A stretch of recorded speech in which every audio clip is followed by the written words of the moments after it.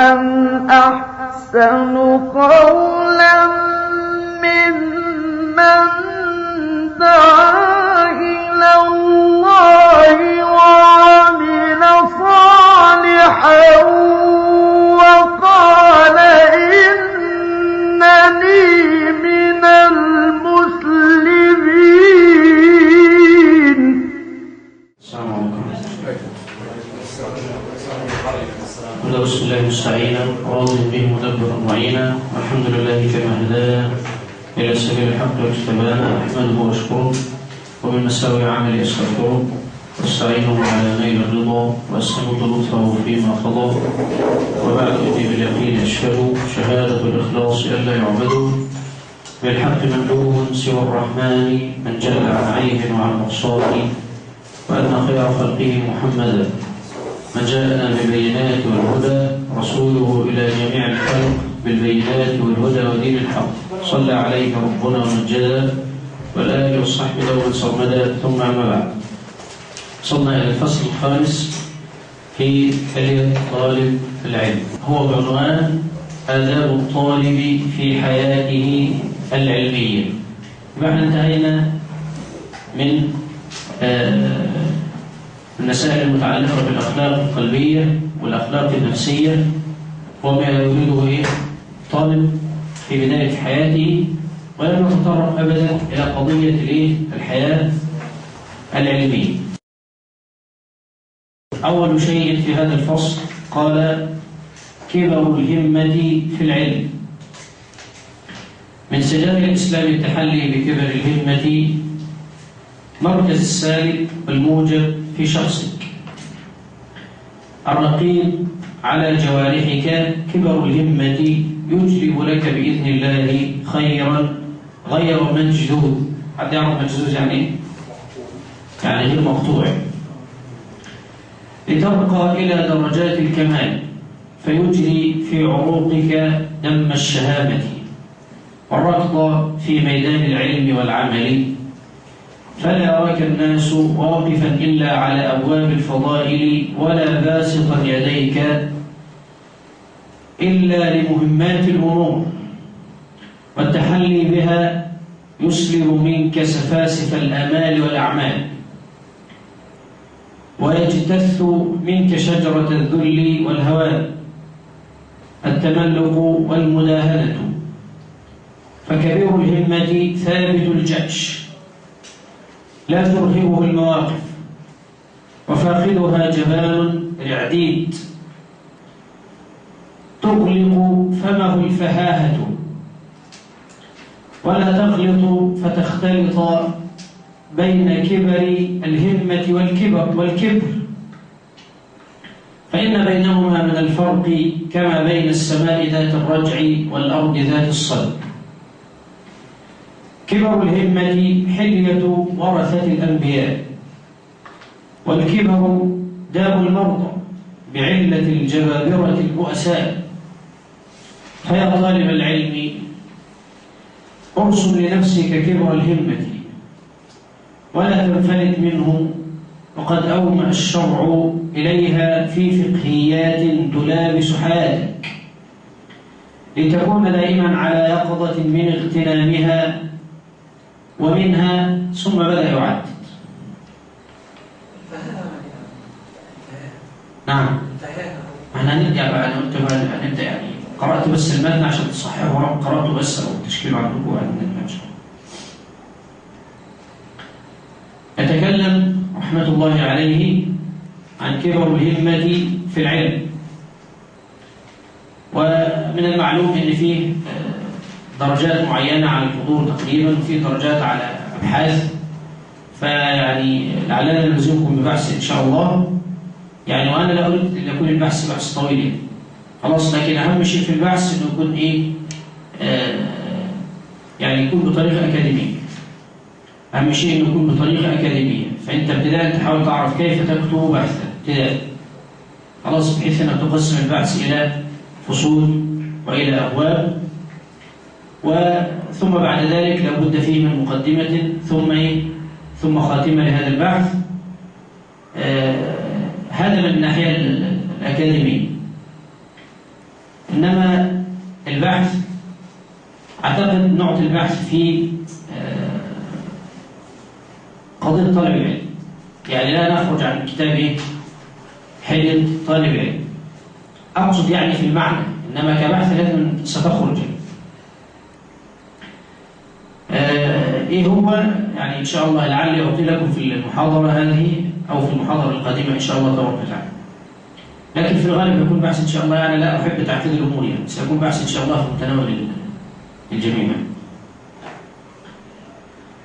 أقول من سجايا الإسلام التحلي بكبر الهمة، أن يكون الإنسان عالي الهمة، وخاصة إذا تعلق الأمر بطلب العلم. لماذا؟ لأن طلب العلم أثقل من الجهاد في سبيل الله عز وجل. طلب العلم أثقل من الجهاد. الجهاد ربما تأخذ المعركة بيننا وبين الأعداء شهر، شهرين، 3 سنة، سنتين، وتنتهي القضية إما بالنصر وإما بالهزيمة. أما طلب العلم فلا ينتهي حتى تموت. لذلك فمصارعة الشيطان فيه أمر يعني شديد. لذلك الصبر صبر بدني وصبر نفسي. هذا من ناحية ما يقال في الطب النفسي.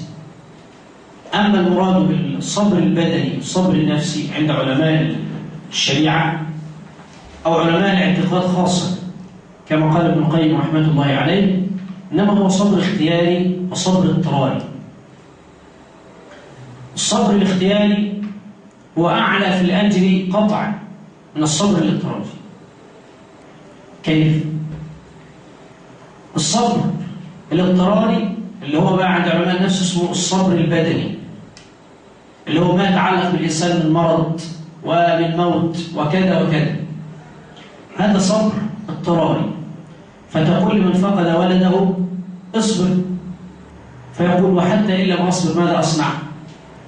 فهذا يسمى الصبر الاضطراري، لا خيار له فيه، فإن صبر له الأجر. لذلك كانت القاعدة المعروفة في هذه القضية إنما الصبر عند الصدمة الأولى. طيب لو صبر في المرة الأولى وأتاه بعد ذلك ما يأتي الناس، تذكر ولده، عامل بقى زي اللي احنا بنقول عليه سرقه السكينة لسه مش حاسس بفراق من فقده وهكذا، وبعدين بدأ يتذكر ويبكي على ولده، ويعني أتاه الشيطان وقال كلاما فيه بعض المخالفات. نقول له تجاوزت القنطرة.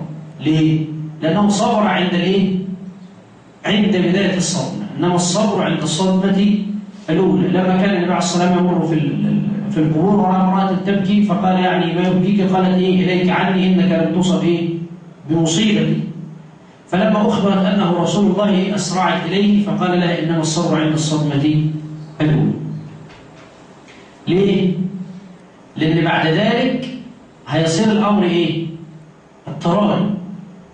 يقول وحتى إن لم أصبر ماذا أصنع؟ ونضرب على ذلك مثال. لو خير العبد، لو خير اختيار بين فقد ولده أو تركه، سيقول يموت وأصبر؟ ممكن حد يقبل هذا؟ لا يقبل هذا. طبعا لا يختلط على كثير من الناس في قضية الصبر. أصلا لما دائما نتناول الصبر فكثير من الناس يظن أن موضوع الصبر ده يعني على الموضوع البلاءات وخلاص. لا، كما سنتكلم. فهذا الذي يصبر على فقد ولده لا ينافي الصبر أبدا أنه هو يبكي على فقد ولده، أنه هو حزين على فقد ولده وهكذا. ليه؟ لأن لو قلنا يستوي هذا بذاك، هذا تكليف ما لا يطاق. يعني حينما يستوي الإنسان، حينما يستبشر بالولد انظر كيف يفرح، وانظر حينما يفقد الولد انظر كيف يحزن. فإن أردنا أن نسوي هذا بذاك، إيه اللي يحصل؟ لأن كثير من الناس ربما يفهم هذا من الأحاديث. حديث هو أصل في الصحيحين، صحيح البخاري ومسلم، وذكر باقي الحديث بهذا التفصيل الذي تذكره إن شاء الله الحافظ ابن حجر في المطالب العالية، وهو في إضحاف الخيار، وهو بإسناد صحيح. حديث الملائكة يتعاقبون فيكم ملائكة بالليل وملائكة بالنهار. التعاقب يعني عامل بلغتنا احنا زي ايه؟ تسليم وردياتي. خلاص؟ يتعاقبون فيكم ملائكة بالليل وملائكة بالنهار. خلاص، ويجتمعون في صلاة الصبح وفي صلاة العصر. واضح؟ طبعا صلاة العصر عشان الخاصية المعروفة، حافظوا على الصلوات والصلاة الوسطى. كانت عائشة تكتب في مصحفها: حافظوا على الصلوات والصلاة الوسطى صلاة العصر وقوموا لله قانتين. ليه؟ خشية أن تنسى إيه معنى الآية. واضح؟ وهذا الكلام ذكر عمود السجستاني في تاريخ المصاحف. فلا خاصية عظيمة. والنبي عليه الصلاة والسلام يقول: من ترك صلاة العصر فقد حبط عمله. حتى قال الشيخ ابن عثيمين في شرح رياض الصالحين، وقال بعض أهل العلم يعني عن قوله عليه الصلاة: من ترك صلاة العصر فقد حبط عمله، يكفر من ترك صلاة العصر عامدا، لأنه لا يكون إحباط العمل إلا بالردة. وطبعا هنا لازم نفرق بينهم. ليس معنى الردة كل ما تذكر لفظة الردة في القرآن فالمراد بها الخروج عن الإسلام. ندل على ذلك بقوله تعالى: ومن يرتد منكم عن دينه فسوف يأتي الله بقوم يحبهم ويحبونه أذلة على المؤمنين، فأثبت لهم الإيمان، مع أنه ابتداء قال ومن يرتد. فالمراد بالردة هنا كما قال ابن العلم الردة عن الشرع، ترك الاتباع النبي عليه الصلاة وهكذا. واضح؟ فالذي يترك السنة إنما ارتد عن السنة.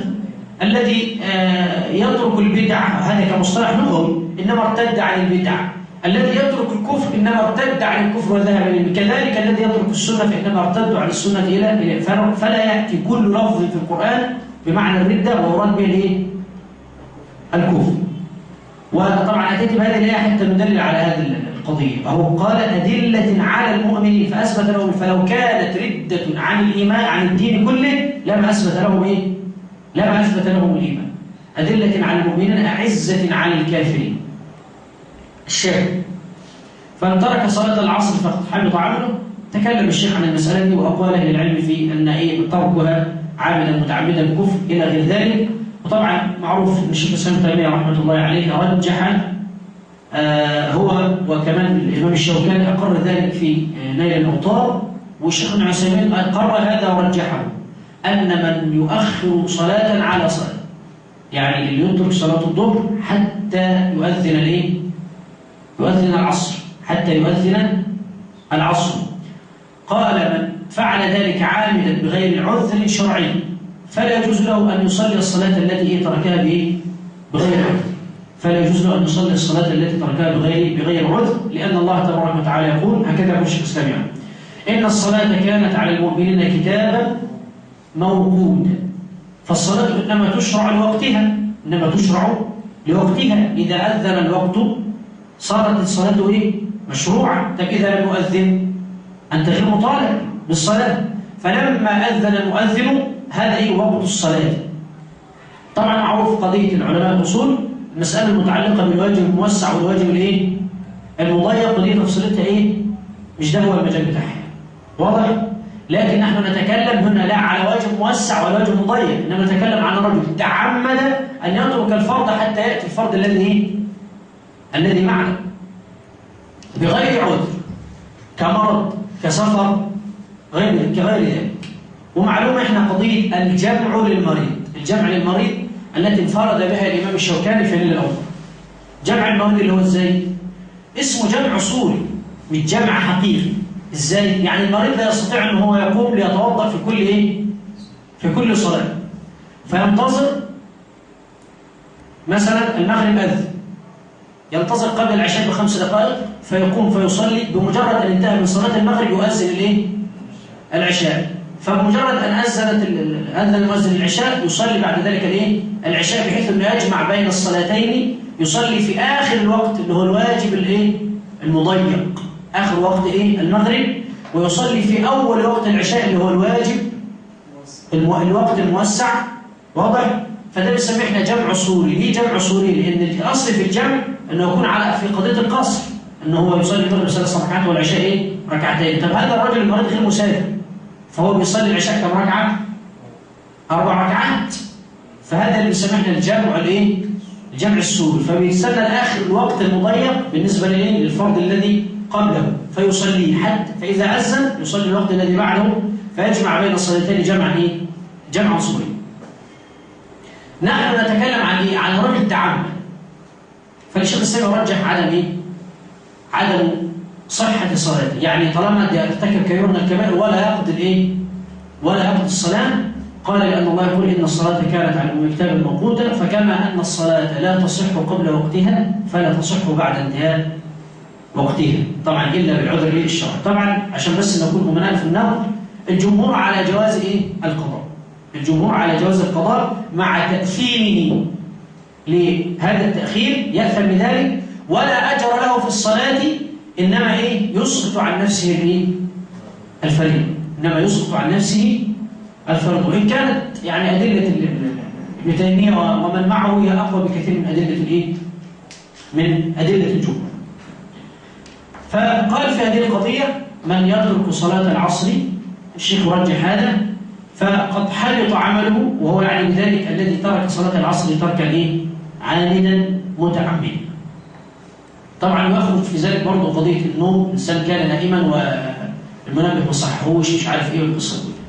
يجتمعون في صلاة العصر، يأتون خلاص، وفي صلاة الصبح اللي هي صلاة الايه؟ الفجر. في صلاة الفجر العلماء اتكلموا في قصة بقى ايه؟ مين اللي بيصعد ومين اللي بيبلغ عن الخلق، ومن الذين يسألون. اختلفوا فيها اختلاف شديد، والرجع في المسألة ما قاله القاضي عياض رحمه الله تعالى، بأن ليس المراد بهؤلاء الحفظة، لأن الحفظة لا يتركون إيه؟ بني آدم، له معقبات من بين يديه ومن خلفه يحفظونه من أمر الله. وده طبعا معروف، تلاقي نفسك إيه؟ كنت مش عارف ماسك سكينة بتعمل إيه، وكانت لو مش عارف هي هتضيع لك عينك، ابنك مش عارف وهو بيلعب مش عارف إيه كان هيقع، وتلاقي المهم حاجة كده بسيطة أنجته من الذي كان سيقع فيه. فهؤلاء هم الايه؟ هم الحفظة، يحفظونه من بين يديه ومن خلفه، لهم معقبات من بين يديه ومن خلفه يحفظونه من امر الله. واضح؟ فقال الذين يصعدون، الحفظة لا يصعدون. واضح؟ ثم الحديث كل الروايات تكلمت على ان الذين يسألون انما هم ملائكة الليل، يعني ان هم بيصعدوا فين؟ في الصباح، دول اللي بيطلعوا ملائكة الليل. شوف وهنا تبقى الشيء عجيب بقى، إن كيف تركتم عبادي لما يسألهم، يقول أتيناهم وهم يصلون وتركناهم وهم يصلون. طبعا كل واحد بقى إيه من الملائكة من تقول أتيناهم وهم يصلون وتركناهم وهم نائمون، خلاص، وتركناهم وهم يلعبون وهم يفعلون كذا وكذا. واضح؟ وهم نائمون، لو كان النوم أخذ بالأسباب الشرعية ونام خلاص، يبقى هنا نقول إيه؟ هنستدل بقوله عليه الصلاة والسلام رفع القلم عن 3، ومنها عن النائم حتى يستيقظ. هو قبل ما ينام هو عاقد النية على النوم، خلاص، فده يدخل في حديث النبي عليه الصلاة والسلام. طيب من يتعمد ألا يقوم لصلاة الفجر يدخل في هذا الحديث؟ لا، هو متعمد لهذا. ولذلك الشيخ في فتوى شديدة للشيخ الناس المسألة دي، إن الذي يتعمد ضبط المنبه على الساعة 7 للعمل ويتعمد ترك صلاة الفجر يقول هذا يكفر كفر أكبر. ليه؟ هذا المسألة عنده هنا فيها هوان. طبعا أنا مش بقول إن ده راجح، بس بنطق واضح. ولكن ليه؟ هذا الإنسان هذا الذي يضبط المنبه على العمل أمر الله صار هينا عنده، لأنك تسمع الله أكبر، أي شيء أكبر منه عز وجل، لا عمل ولا نوم ولا زوجة ولا كذا ولا كذا ولا أي شيء. خلاص احنا بنقول إذا يعني، وهذا حدث للنبي عليه الصلاة والسلام لما أمر بلال بأن يوقظه، وبرضه بلال رضي الله عنه إيه؟ نام ونام النبي عليه الصلاة ونام أصحابه جميعا، وكأن الله عز وجل يعني صنع من النبي عليه الصلاة والسلام هذا ليه؟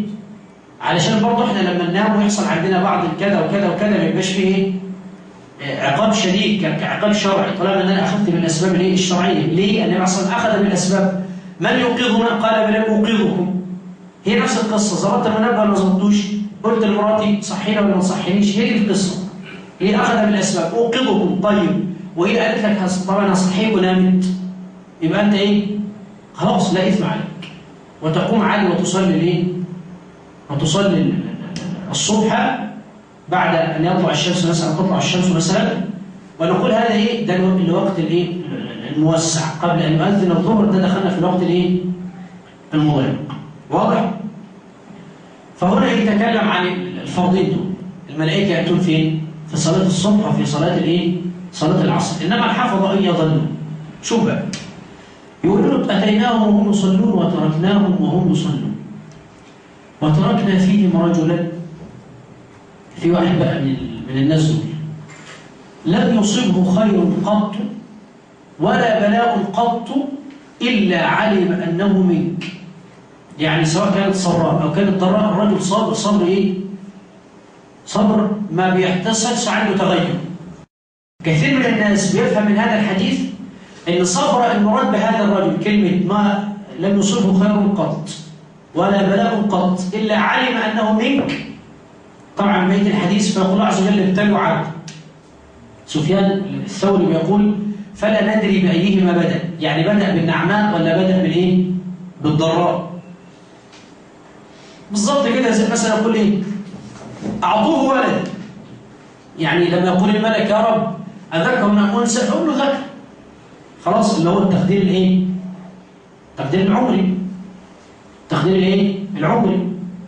يا رب يذكر من أنثى شقي أم سعيد، القصة. فخد ذكر.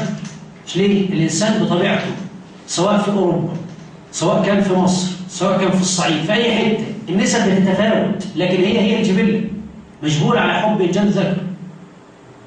أنا بقول لك في أوروبا، في الصعيد، في أي حتة، هو الإنسان جبل على حب الذكر. ولذلك في السنة تجد إيه؟ كلام النبي عليه الصلاة والسلام من أعطي بنتين أو ثلاث، أو ما تلاقيش يقول من أعطي ذكر ولا ثلاثة ولا أربعة. ليه؟ الأصل أنه سيهتم بالذكر، خلاص، فما تكلم عنه. إنما سيحدث عدم الاهتمام فين؟ في الأنثى. فقال له خد بالك اعمل كذا وكذا وكذا، لأنك لو عملت ده وده هتاخد الأجر والقسم معه. يعطيه الذكر. طب وبعد ما يفرح بالذكر ويكبر ويبقى حاجة كويسة كده ونافعة للمجتمع، يقول إيه؟ اقبضوا روح عبدي. هو في الحالتين إيه؟ يقول لهم في الاثنين كان إيه؟ فيقولوا في الأول أول مرحلة عارف أنه منك، سواء كان له من ذلك إنه من الله عز وجل. خلاص؟ طيب، فيقول ابتلوا عبد فيبتلوه، خلاص، فيقول زيدوا عبد فيزيدوا، فزيدوا زيدوه زيدوه فيزاد، زيدوه فيزاد، حتى يقول الملائكة إيه؟ تقول الملائكة انتهى البلاء يا رب، خلاص احنا عدنا له كل حاجة من النعماء وادينا له كل حاجة من ايه؟ من الضراء. فيقول الله عز وجل زيدوا تاني. لفظ الحديث بصراحة عجيب، ان الانسان بهذه الحالة يزاد من كل النعم ويزاد من كل البلاءات، شيء صعب، شيء صعب. ليه؟ الانسان اصلا ما بيعرفش يتقلب بين النعماء والضراء، ما يعرفش انه يرضى بالفقر والغناء، كله بتبقى عنده في مرتبة واحدة، شيء صعب. فده إنسان عجيب عمال يتقلب كده، عامل زي ما يكون محطوط في خلاط من نعم لضراء، نعم لضراء، سراء ضراء، سراء ضراء، وهكذا حتى يلقى الله عز وجل. فيقول كيف تركتم عبدي في البلاء؟ اللي هو ايه المراد بالبلاء هنا؟ النعماء برضه ليه؟ والضراء. فيقولون أصبر عبد وأشكر. أصبر يعني على الايه؟ على الضراء، وأشكر السراء. أصبر عبد وأشكر. فيقول الله عز وجل اكتبوا عبدي في من لا يبدل ولا يغير حتى يلقاني. يا سلام، هذه جائزة ما بعدها جائزة، رجل ثابت. ولذلك ابن القيم بقى لما ذكر في عدة الصابرين وهو بيتكلم عن أقسام الصبر اللي هنتكلمنا عنها عشان نتناول قصة المرحلة الأولى في الطلب كمرحلة علمية متعلقة بهذا. قال إيه بقى؟ قال ومن الصبر على منهج أهل السنة والجماعة. حقيقة ليه؟ منهج أهل السنة يحتاج إلى الصبر. عارف ليه؟ لأن أهل السنة في كل زمان ومكان إنما هم قلة ومضطهدون، ودي هنتكلم عنها. واضح؟ فالصبر بتاع العبد ده كثير من الناس يظن إن استوى الأمرين عنده، بمعنى إنه لما كان إيه؟ يفرح لإنجاب ولده فيفرح حينما يموت ولده، فيظن انت فيقول لك لا ده مين اللي يقدر كده؟ ده مش معناه كده، يعني مش معنى الحديث انه لما ابنه مات او لما اصيب بالسراء انه ما زعلش، مش معنى الحديث كده، لا، انما هو غضب غضبا او حزن حزنا لا ينافي الصبر. يعني ايه؟ في فرق بين الشكوى والتشكي. الشكوى دي الى الله عز وجل، كما قال يعقوب لولده انما اشكو بثي، كما قال يعقوب إنما أشكو بثي وحزني إلى الله، وكما قال النبي صلى الله عليه وسلم اللهم إني أشكو إليك ضعف قوتي وقلة حيلتي. وفي أثر ثاني عن موسى عليه السلام لكن لا أعلم صحته، برضه في إيه؟ يشكو إلى الله عز وجل. فالإنسان يجلس ويشكو إلى الله تبارك وتعالى، فهذه الشكوى إلى الله دي تنافي الصبر، لا تنافيه. فيقول يا رب ارزقني الصبر على بلائك، يا رب فراق ولدي صعب علي، يا رب يشكو يا رب، هذا لا ينافي الصبر. واضح؟ الشكوى من الله تنافي، زي يقول له طب هو ما فيش الا انا؟ يعني ما لقيتش الا انا اللي تعمل فيا ده كله، هو انا عملت ايه؟ هو انا عملت ايه؟ لذلك في خاطره لابن الجوزي بقى في صيد الخاطر بيتكلم عن الناس اللي زي كده. ليه؟ يقول لك تفكرت، انا بس هجيب فحوى الخطيرة بتاع ابن الجوزي يعني عشان هي مش قرآن، عشان احفظها من النص. خلاص؟ يقول تفكرت فيما يجري على العالم من حوادث. ايه اللي بيحصل؟ مش عارف دولة بتموت وقتل هنا وهناك وقصة طويلة المعروف يعني. فقلت ما وجه هذه المعاقبة؟ إن الله أرحم الراحمين وهو أكرم الأكرمين، والكرم يوجب المسامحة، فما وجه هذه المعاقبة؟ حتى أتخيل حتى الكافرين والمسلمين العقبات اللي بتحصل دي كلها دي ليه؟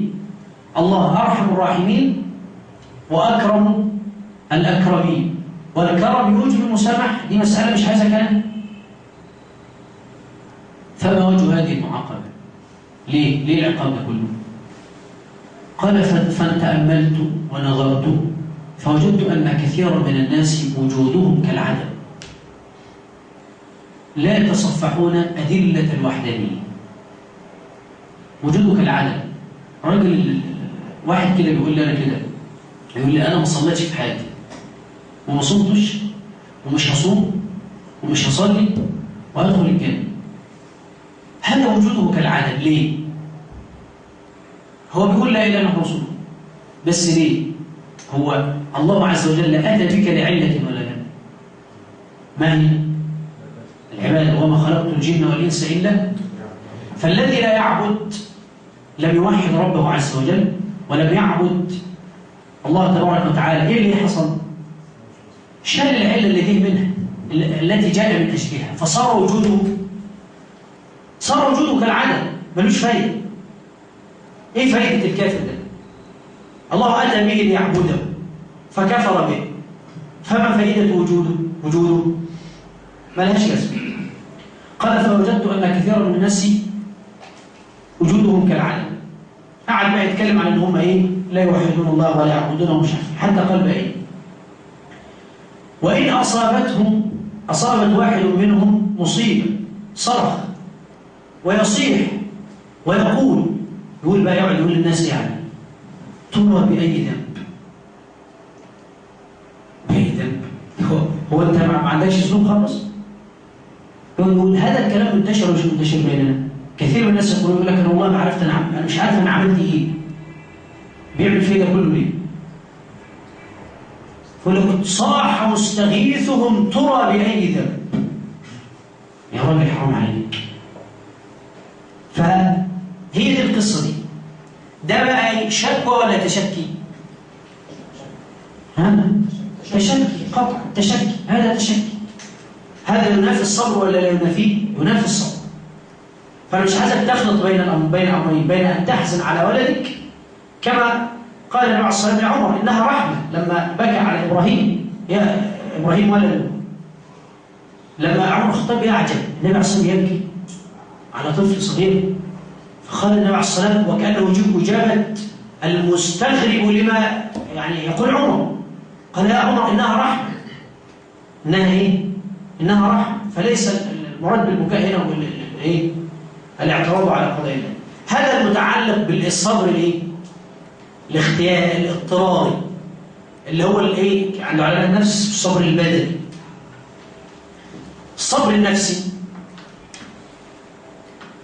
طبعا الصبر النفسي فيه شيء متعلق بالبدن شوية، خلاص، اللي هو الصبر الاختياري. ولذلك تجد بقى ان العلماء يعملوا تقسيمه كده ايه سهله بقى للناس، يقول لك الصبر على 3 أقسام: الصبر على المأمور، والصبر على المقدور، والصبر عن المحذور. طبعا الصبر عن المحذور والمأمور الاثنين بيدخلوا في الصبر الايه؟ الاختيار، الصبر النفسي. الصبر على المقدور يدخل في الصبر الايه؟ في الاضطرار. ربنا قدر ان انت ما يبقاش معاك مال، هتعمل ايه لو ما صبرتش؟ ابنك مات، جالك شيء من بلاءات، اصبت بشلل بكذا من الامراض، نسال الله ان يعفو عنا وعنكم. ده صبر اضطراري.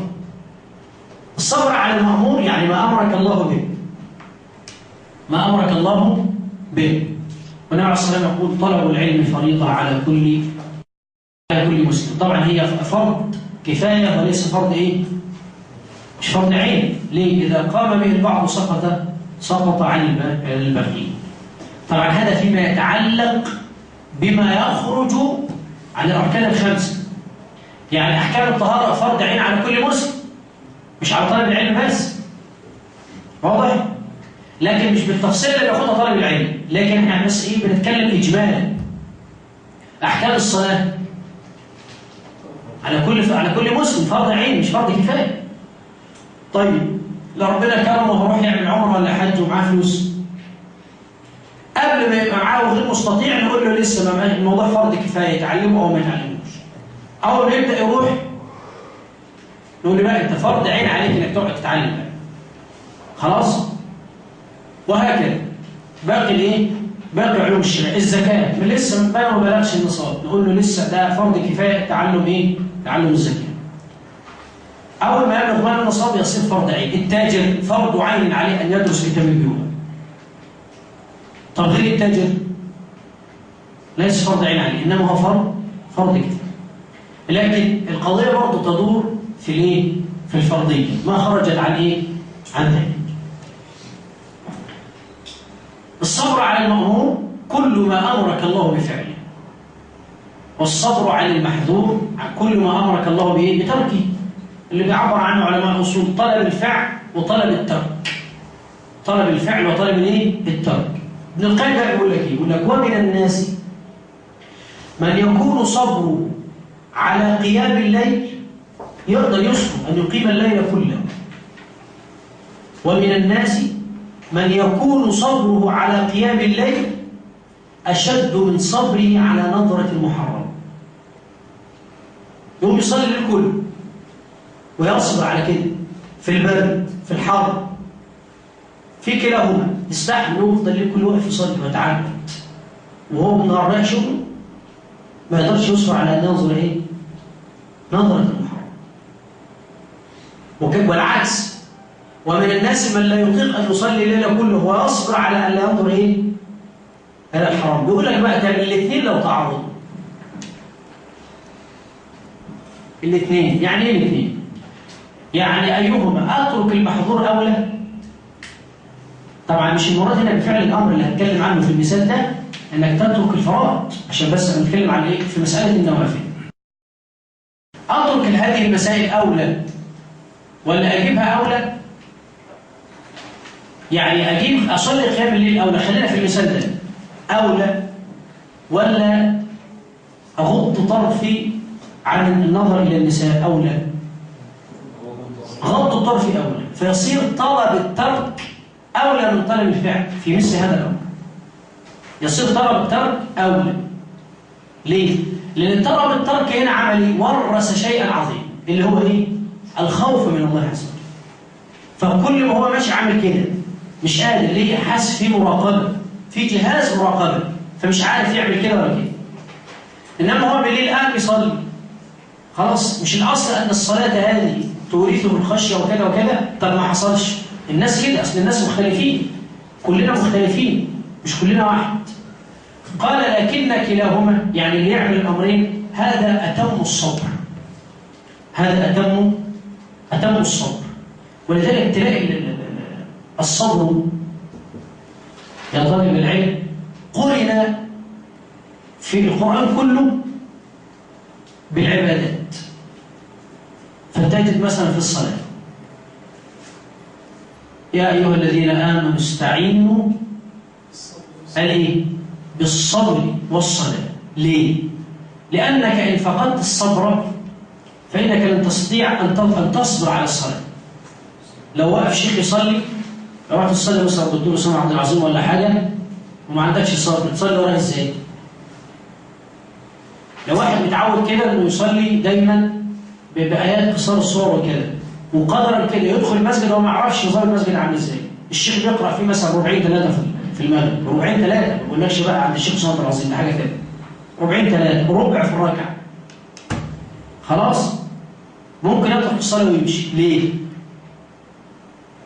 لأن في الصبر. فإذا وجد الصبر بعد ذلك استطاع الإنسان أن ينجح في أي شيء.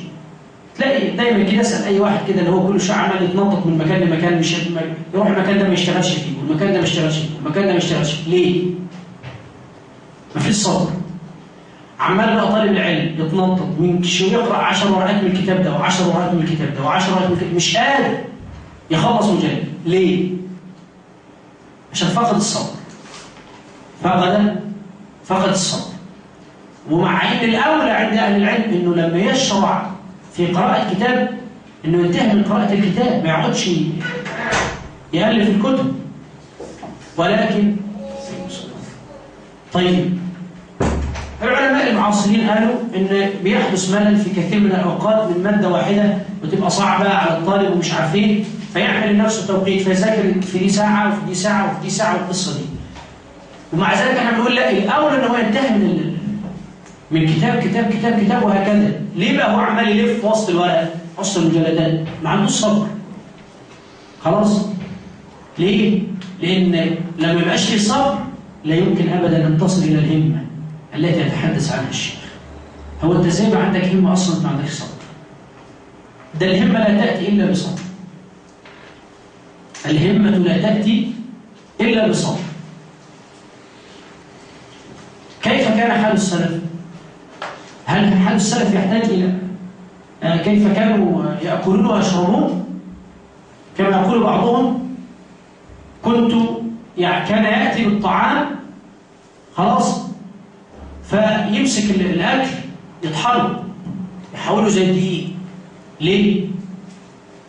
علشان يقول لك عشان الفرق، عشان الوقت بين المضغ والبلع. يعني لما اقعد انا اكل العيش بقى وراح اتوضا والكلام ده كله، الاكل هتاخد لها 10 دقايق ولا حاجه. هتاخد اكتر من كده؟ ولا في حد يقول لك نص ساعه؟ 10 دقايق خلاص. طيب لو انا بقعد كده بسف كده على السريع هاخد دقيقتين ثلاثه. فالوقت ده بالنسبه له عنده مشكله، فالاكل بتاعه يعمل يمسكه يطحنه علشان ايه؟ يعمل كده ويشرب ميه وخلاص. هو لسه هيقعد يضيع الوقت ويقعد ياكل وبعدين يروح يعمل شاي ويعمل مش عارف ايه، ما عندوش وقت يقعد يضيع القصه كلها. طبعا شوف انت بقى لما تيجي تذاكر لازم في الاول تاكل خلاص، وعمل ما تحضر بلاش عشان الستات بيزعلوا من الوليه، قبل ما تحضر المرة الأكل، شوف بقى لما تحضر الأكل وتحط لك الأكل تقعد تاكل وتلعب مع الواد شوية، وبعدين كوباية شاي، وبعدين لا حاسس دماغي صداع شوية كوباية بن معلش، وعبد ما ربنا يكرمك وتخش المكتب وتقعد وتذاكر. قصة. أنا كان عندي في بعض الأيام يعني بعض أهل العلم، فدخلنا وكنا هنتكلم في مسألة معينة وعايزين نخلصها، ما تاخدش معانا أكتر من ليلة. فبقول له يعني إحنا هناكل وبعدين هنبدأ. ماشي. فالشيخ يظن إن في مجرد يعني هناكل يعني خلاص الأكل جاهز، نحط الأكل وهناكل خلاص أكيد. فكل شوية في الأكل أيوه خلاص الشيخ جاهز. ليه؟ حبيبي مش عارف ما تحط إيه، تحط طبعا مش عارف إيه، تحط إيه وتحط إيه، يا ابني خلص يا ابني خلص. وبعدين تجيب الاكل، فقال هو انت بتعمل كده على حياتك كده؟ فانا بالليل انت مش خايف؟ اقول له خايف. اقول لا مش عارف. هو انت بتعمل كده؟ كنا في مجلس من المجالس في بعض المساجد كنا بنبيت كده قاعدين على البخاري خلاص، وفي يوم من الايام قال بعض اخواننا يعني وكان يسكن في العماره اللي فيها المسجد، انا هجيب والشيخ كان بقى يفرض علينا يا اما فول يا اما جبن، مفيش اي اكل تاني. الاخوه قالوا طب نجيب اي حاجه تانيه، مفيش. 15 يوم قاعدين كده.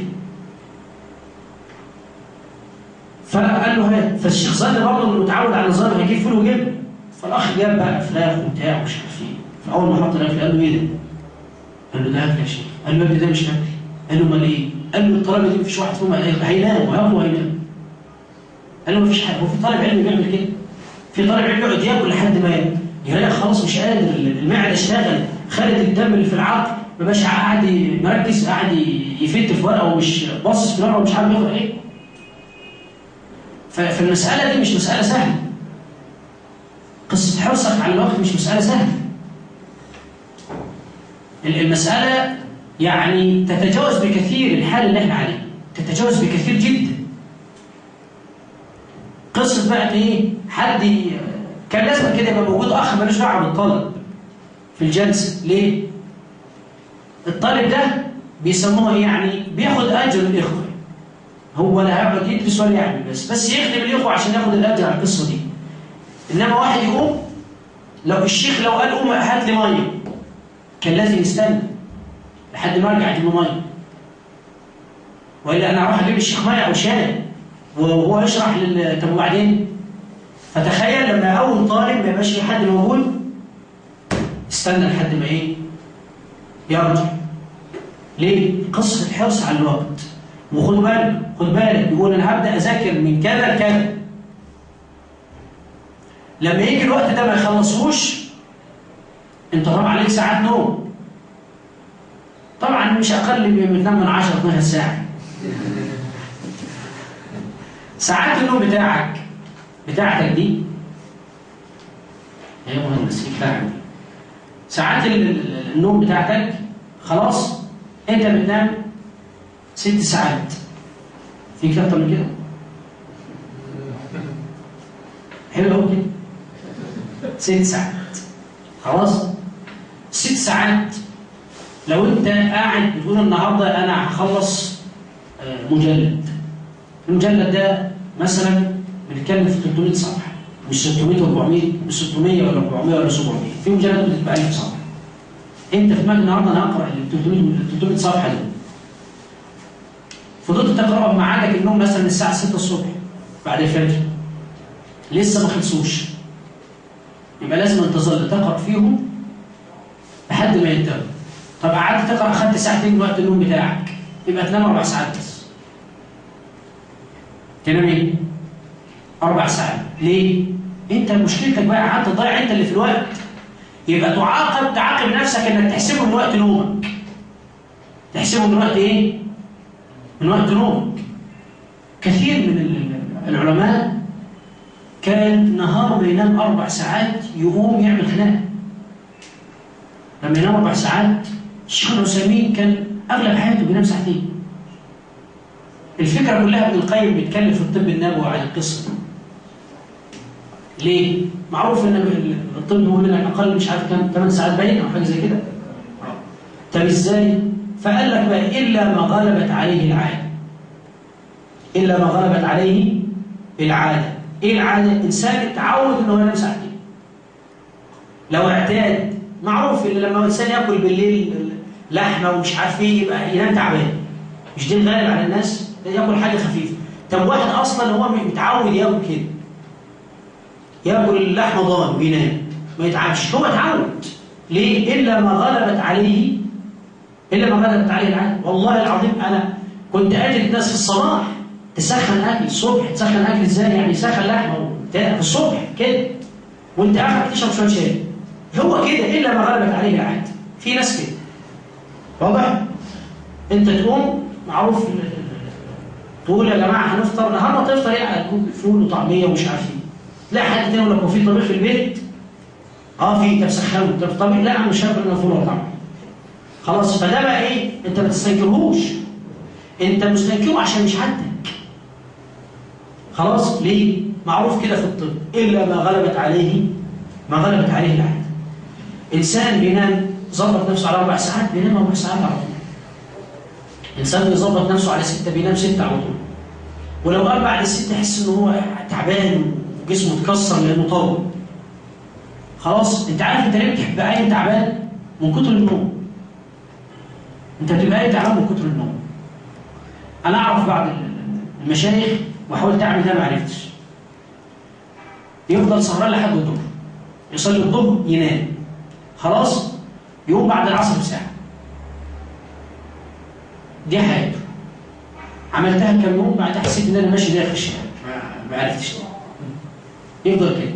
يقول لي ان هو لو جه قبل الظهر وبدا يعني يعمل كده، عارف يعني لما يقوم بعد العصر بساعة خلاص يبقى هو ايه؟ برضه مش هيصلي في الواجب المبين عشان بس نفهم القصه دي. يعمل ايه؟ يبقى انت بتتكلم في كام ساعه كده؟ في 4 ساعات 3 ساعات بشويه كتير. واضح؟ فتيجي بقى في البدايه بيقول كده، بقول انت عملتها ازاي؟ يعني شيخنا حضرتك عملتها ازاي؟ فقول في البدايه كانت صعبه ان انا افضل مستني لحد الظهر، لدرجه ان انا كنت لما احس ان انا نعسان اجيب الاولاد واقعد العب معاهم. المهم اضيع انا عايز اثبت وقت صحياني لحد الوقت ده واثبت وقت نومي. فانا فضلت اثبت فيها حتى لو ما كنتش هذاكرها اقعد اضيع فيها الوقت لو هلعب مع الاولاد لحد ما اثبت القصه. واضح؟ ليه؟ هو يعرف يعني قيمه ما يطلب. هو عارف قيمه القصه اللي شغال فيها. حتى يقول بعض المعاصرين بيقولوا يعني لو تمنيت، بيقول لو كانت لي أمنية في قبري لتمنيت أن أقرأ. الدكتور سيد العفان أنا سمعت يقول هذا. لو لي أمنية في قبري، أصل القبر ده واحد بعد واحد. لو كانت لي أمنية في قبري لتمنيت أن أقرأ. عارف ليه؟ أنت عارف اللي بيتعود على المذاكرة بيبقى عامل زي الموجود. كل ما يعدي على حاجه فيها كتب تلاقي عينيه تعمل كده. يخش المكتبه يبقى عايز يشيل المكتبه وهو ماشي. واللي بيدمن القصه دي ما ياخدش ما يشيلش، ما بيعرفش يشيل معاه فلوس خالص. ليه؟ يا هيتعشوا في البيت النهارده مش هيتعشوا، يعني يتوفر لهم حاجه يا اما خلاص. لو بيتصلوا عليه انت فين في المكتبه؟ خلص مفيش فلوس. ليه؟ عارفين الوضع عامل ازاي. هي كده بيبقى عامل، عارف انت اللي هو اللي بيحب انسانا يتمنى ان يراه كل شويه عايز يقعد معاه. الذي يحب امراه كل شويه عايز يشوفها وعايز يروح يقابلها وعايز يكلمها وعايز مش عارف ايه. هي قضيه القصه دي قضيه يتعلق الطالب بالكتاب، حب مش قادر يسيبه، مش قادر في اي قعده كده يبطل يسيب الكتاب. إن زهق من وهو شغال في العقيدة يخش يتسلى كده في كتاب وكتب اللغة يعني. طبعا اللغة مش تسلية خالص يعني. خلاص بس هو الشيخ الحوني يعني بيقول لما بزهق من المصطلح والقصة دي الرجالة مش أقعد في المكتبة بتاعت اللغة. فقلت في حاجة تانية بتكلم في حاجة تانية زي القصة الشيخ عثمان وهو بيشرح يقول الطالب عليه إذا مل علما أن يقرأ في بعض العلوم كعلم البلاغة وعلم اللغة يروح عن نفسه. يعني شيء عجيب يعني. فهي القضية كلها، عارف انت حديث النبي اصلا ساعة وساعة استخدمها في الطلب. ازاي؟ ساعة وساعة، ساعة خلاص مش المراد بالساعة هنا التوقيت الزمني، يعني 60 دقيقة. مش المراد بس 60 دقيقة، يعني انت قعدت مثلا 3 4 ساعات قاعد على بحث معين او على كتاب معين وحصل عندك يعني ملل، قوم صلي ركعتين. خلاص مش هتصلي ركعتين. طبعا ابن القيم يقول طلب العلم افضل من قيام الليل. طلب العلم، لان ده قيام الليل سنه ولا مش سنه ولا فرض؟ طلب العلم ماشي، ما انا عارف فرض كفايه. قيام الليل سنه ولا فرض؟ سنه. طلب العلم فرض. واضح؟ هو انت مش عايز تطلع من القصه صح؟ الحاج بفرض كفايه دي. يبقى صار طلب العلم اولى من ايه؟ يبقى ما ينفعش لو انت انسان عندك الاهليه وصرت عندك مكتبه وقلت القصه كلها دي انك تسيب الفرض وتتمسك بالايه؟ مع انك تحافظ بس حتى ولو على ركعتين، يعني ما تسيبش الموضوع خالص. خلاص. الامام الشافعي رحمه الله عليه بات يوما عند الامام احمد، التقوا في بعض الاسفار وبيت عنه. معروف ان الشافعي رجل كان زاهدا عابدا ورع، القصه دي كلها. فابنة احمد بن حنبل عايزه تراقب مين؟ اشوف الشافعي في الليله دي هيعمل ايه؟ طبعا احمد رحمه الله عليه معروف قصه قيامه بالليل دي قصه ثانيه. خلاص ما ينفعش كلام بد ان يقيم بالليل رحمه الله عليه.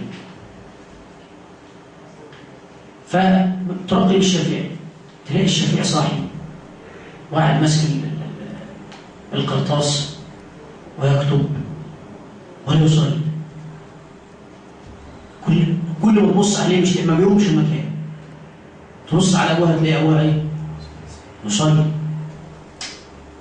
فطبعا الشافعي هو يعني مرتبه عاليه بالنسبه لاحمد، واحمد كان يتمنى ان يلتقي به. حتى لما في اللقاء ده اصلا قابلوا بعض وهما الاثنين بيسالوا، يعني ده يسمع عن ده وده يسمع عن ده، وكان كل واحد فيهم نفسه يقول للثاني. واضح؟ ثم جمعت الرحله بينهم. فقصت لأبيها الخبر، يعني نحن علمنا عن الشافعي كذا وكذا، يعني ما رأيته يعني يصلي. فلا محمد يحدثه يعني شيخنا وكذا. قال لقد كتبت 60 مسألة المسلمون في أشد الحاجة إليه. يعني أنا عدت في مسائل معينة كانت تحتاج إلى بيان، فعدت كتبتها والناس يحتاجون إيه؟ إليها. فقال أحمد هذا أفضل، يعني هذا أفضل من إيه؟ مما فعلت. ليه؟ شيخ الإسلام بينقل عن ابن حنبل أنه يقول سئل عن رجل يعني يطلب العلم أو يتكلم في أهل البدع أولى أو يقيم الليل. قال يتكلم في أهل البدع يطلب العلم. ليه؟ قال أن الذي يصلي إنما يصلي لنفسه وينفع نفسه، إنما الذي يطلب العلم إنما ينفع المسلمين، فهذا أفضل. فهذا أفضل. فطلب العلم أفضل من قيام الليل كما قال ابن القيم رحمه الله.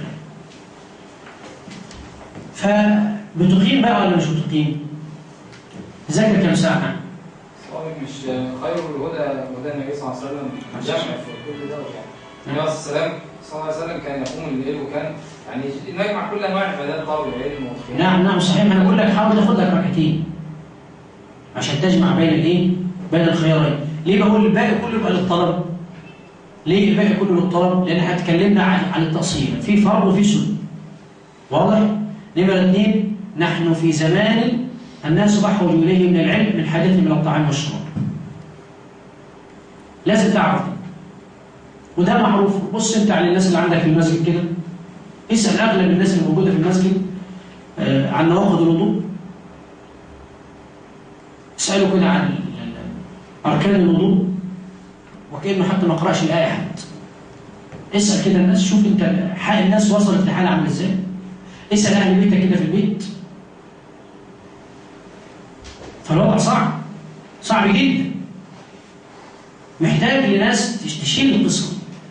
فإن ما كانش الإنسان محتسب المسألة بالنسبة له متعلقة بالأجر بس، لا علشان يقول الشيخ الفلاني ولا العلاني، هو يتعلم يرفع الجهل عن نفسه وعن الآخرين. فالمسألة محتاجة ابتداء احتساب